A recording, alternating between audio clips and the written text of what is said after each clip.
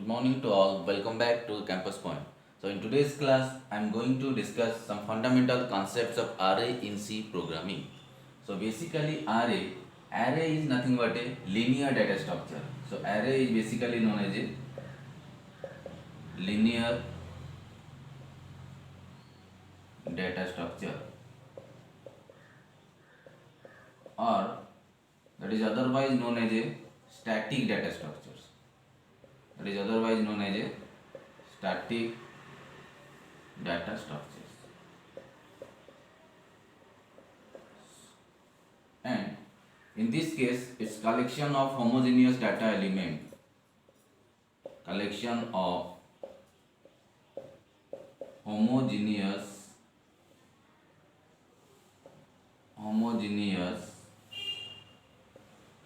data element.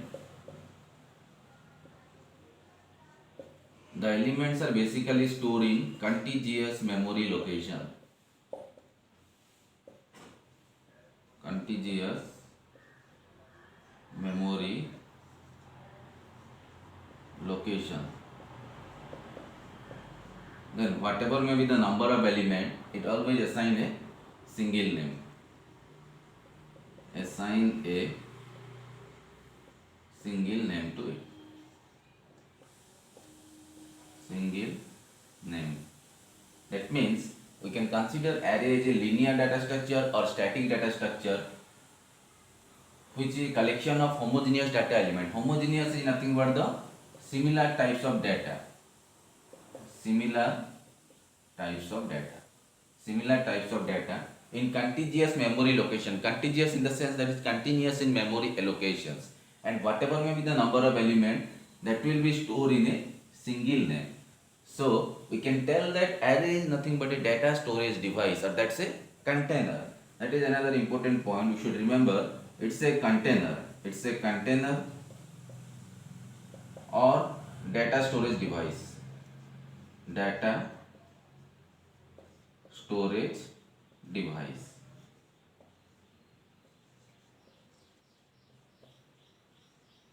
So this is just simple theoretical definition. Array is a linear data structure which is a collection which collect similar types of data element in contiguous memory location and assign a single name to it.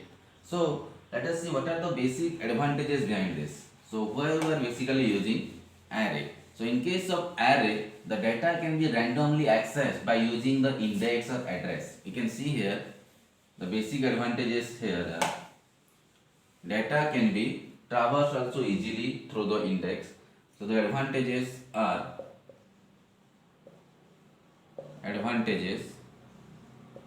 So the first one we can go for, that is code optimization. Code optimizations. And second one, that is ease of traversing.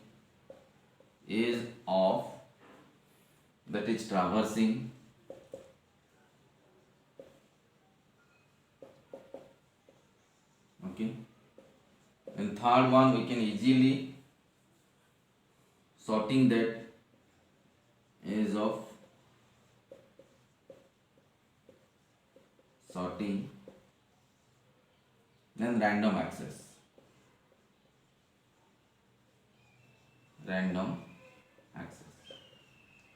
So these are the basic advantages. Code optimization means the code gets shorter in basically an array. No need to write more number of lines within that can be simply done by using a for loop here.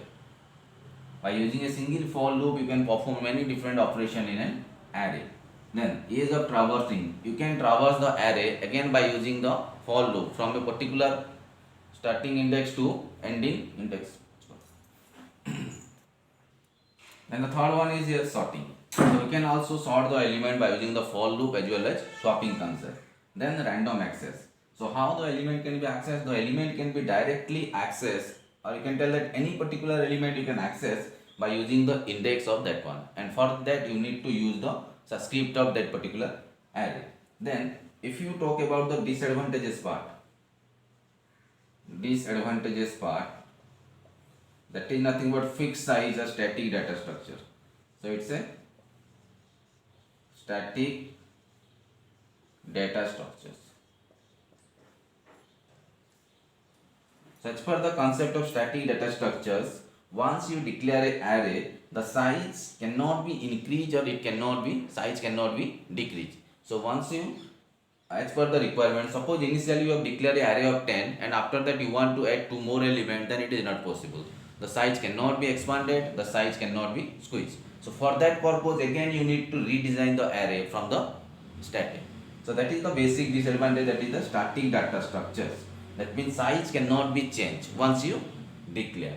So the advantages are here, you can see here the code optimization, ease of traversing, ease of sorting, random access that can be done through the index as well as subscript, and this is the static data structure is the biggest disadvantages of your array. Now let us move to the types of array here. So types of array. So basically, as far as the type is concerned, there are two types of array. That is, one is one dimensional array, another one is two dimensional array. So let us come to the first one dimensional array. What is the declaration part? How it can be declared? That is declaration part. So the declaration syntax is, you can see here, that is data type, then array name, then this is the size. So an array is said to be one dimensional if it contains one subscript operators, and this is nothing but your subscript operator that takes an argument of the size, that is the maximum number of elements present in an array. So this is the simple syntax. If I will go through the example, you can see here, suppose I am writing here int a5. So int is the data type that store integer types of data, a is the array name, then 5 is the size. So whenever you are writing this structure will be created in the memory. It is 5 location 1, 2, 3, 4, 5. Right? So this is 0. Remember the array index always start from 0. So this is the 0. This is 1. This is 2. This is 3. This is 4. So total 5 elements can be present here. So this is a simple concept how you can declare an array.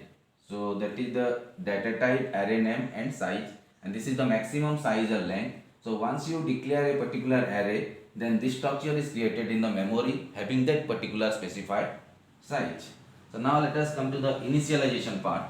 How you can initialize an array, and already you know that initialization is nothing but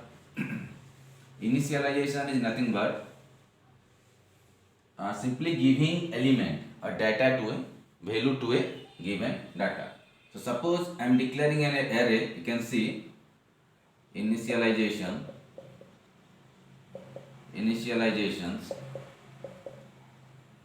So suppose I can write here like this, just see int a5 equal to, I can pass here value, that is 10, 20, 30, 40 and 50. So once you are declaring like this structure will be created in the computer memory. You can see this is 10, 20, 30, 40 and 50. So this is 0, 1, 2, 3, 4. Which is the array name A. So you can directly declare like this. That means the initialization declaration at a single place. This is the maximum size, and you can say this is 0, 1, 2, 3, 4. So once I put the subscript here 0, 1, 2, 3, 4. Now question is that once you are initializing the one dimensional array, how to access that particular element. So now see the array name and subscript. By using that particular two things, you can have your access to that particular element. So once you are writing, just see a of 0, so that is nothing but your 10, because the name is a, index is 0, and in this particular location this particular element is present. So when you try to print this, that is printf a of 0, so 10 will be the output. Similarly, a of 1 that is 20, a of 2 that is 30, a of 3 that is 40, and a of 4 that is 50. So this is the simple initialization process. So let us see, in this case,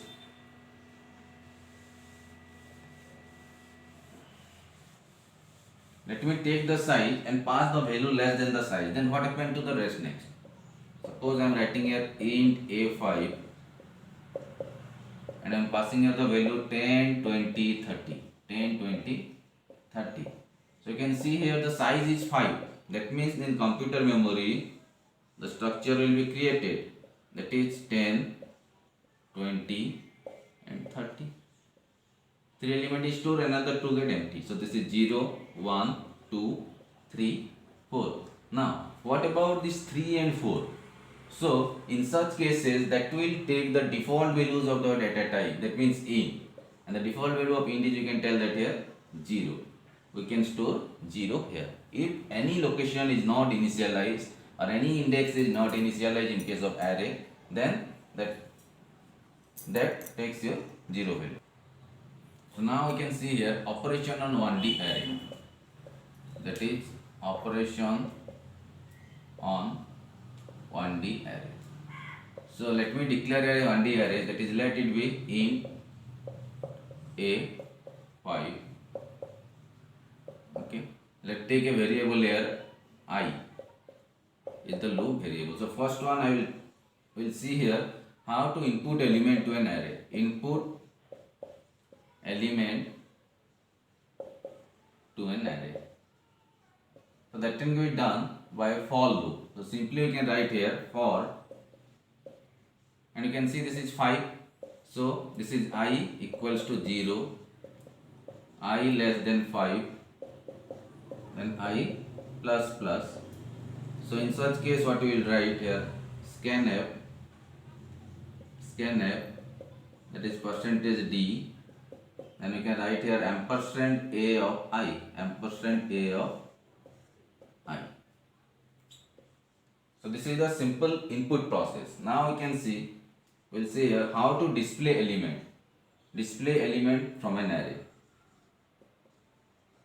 Display element from an array.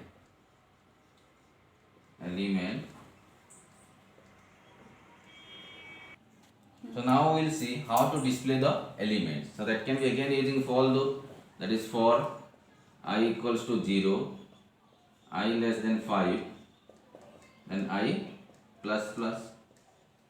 So in this case we will use printf for the display purpose, that is printf for the display purpose. So I can write here percentage D, that is A of I. So these are the two simple operations on a one-dimensional array. One is the code how to input element to an array. This one is the code how to display element from an array. So this is a simple one-dimensional array. Now let us move to the second category, that is two-dimensional array. That is two-dimensional array.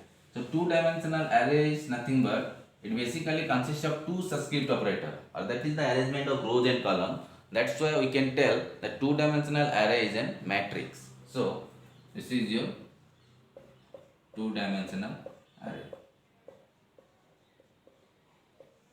So what is the simple syntax of declaration? You can see here, that is declaration. So we can simply write here, just see, this is the data type,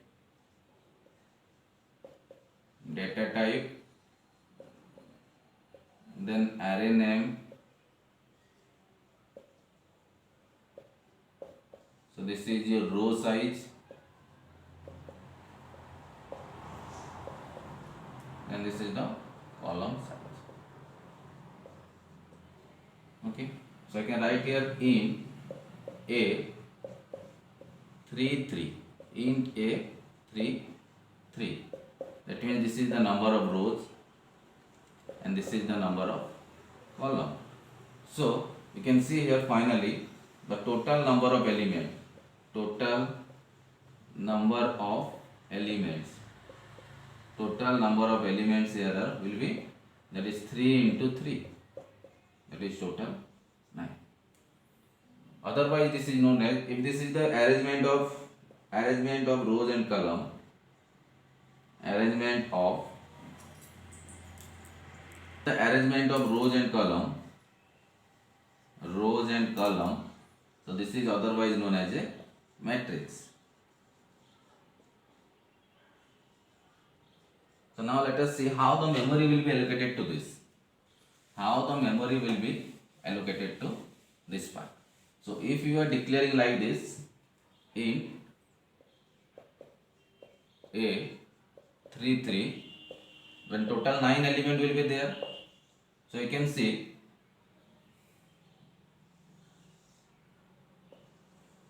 so this is your R0, that means row 0. This is your row 1.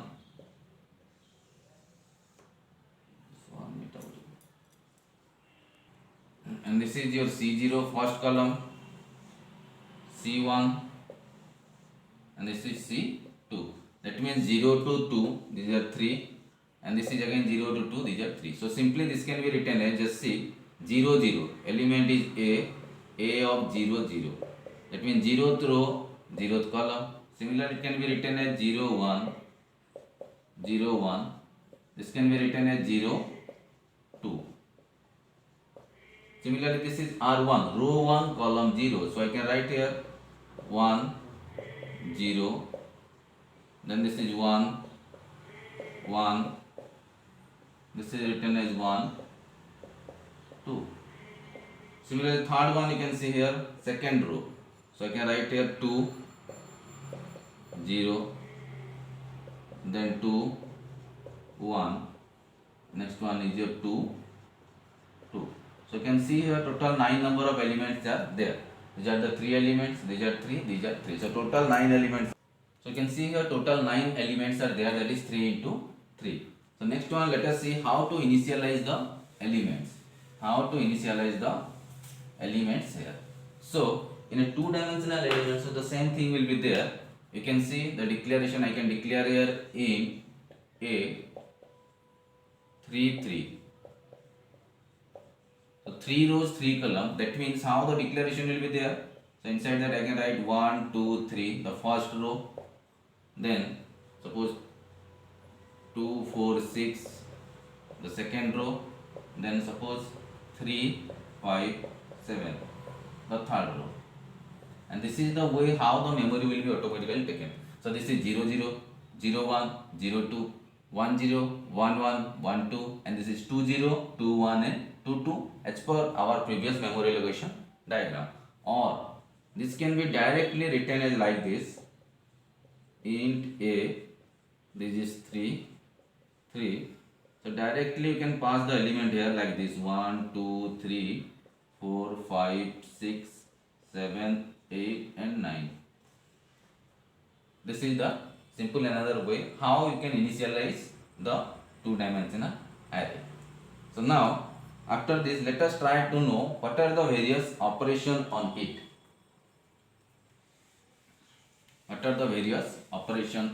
it. So again, in this case you can see, if this is my declarations, let me declare here int A 3 3. So for loop, in previous case 1-dimensional I am taking a single for loop, that is only for the size, but in this case 2 for loop will be used. First one is row and the variable will be I. Second one will be column and the variable will be j. So let us try to know. First one is input data to 2D array. Input data to 2D array. So how this is possible? You can see here.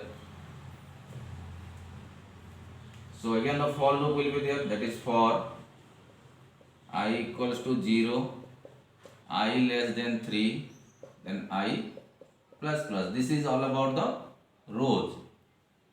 Then you need to go for column, that is for j equals to 0, j less than 3, then j plus plus. Inside that simply you need to take the scanf percentage d. Now you need to write here, that is ampersand. In previous case we are writing this is, now it is a of I j.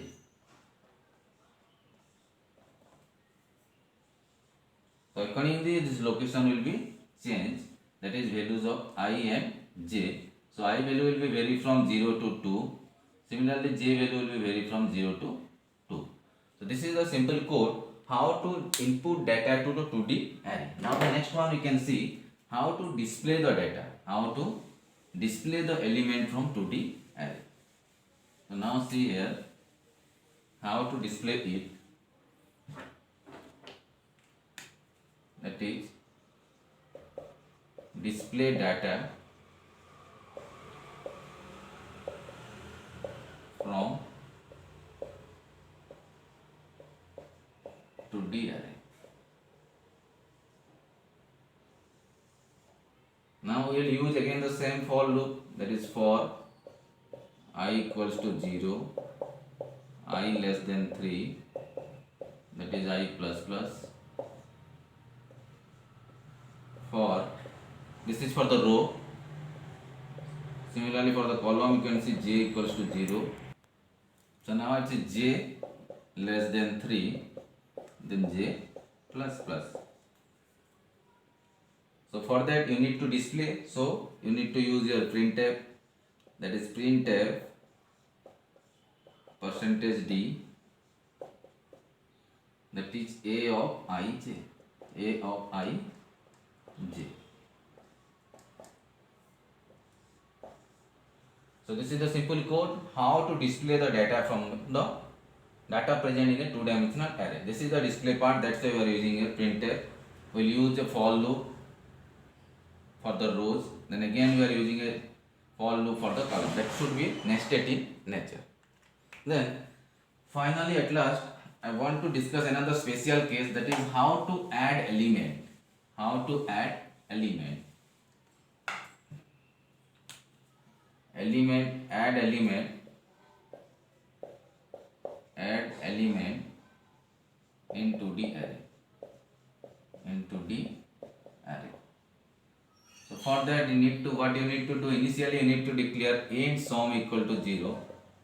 Single variable you need to declare int sum equals to 0. Then take the for loop for that one, that is for I equals to 0, I less than 3. In this, for the above example only, I plus plus. So now next one for the, you should write the code for the column j equals to 0, j less than 3, then j plus plus. Then in this case what we will write here, sum equals to sum plus a of I j, a of I j. This is the simple thing. And finally you need to display the sum. So this is the logic how to find out this one. So in this session we have covered the many fundamental things of array, that is one-dimensional array, then definitions, then advantages, basically your code optimization, easy of traversing, easy of sorting, right? Then random access, then advantages and disadvantages we have discussed. Then we have discussed the type, that is one-dimensional array and two-dimensional array. In one-dimensional we have discussed how to declare it, how to initialize it. We have also discussed two different ways to how to initialize the one-dimensional array. Then we have discussed the operation, that is input and display of data from a one-dimensional array. Similarly, two-dimensional array, we can consider two-dimensional as a matrix because that is an arrangement of rows and columns. Then also we have declared how to we have discussed how to declare it, how to initialize it, how to represent the data in memory for a matrix. Then finally the most important thing, we have discussed three different operations here, that is input element to a two-dimensional array, then display data to a two-dimensional array, then the last one is the most important, how to add the element present in a two-dimensional array. So that's all for the today's session. Thank you.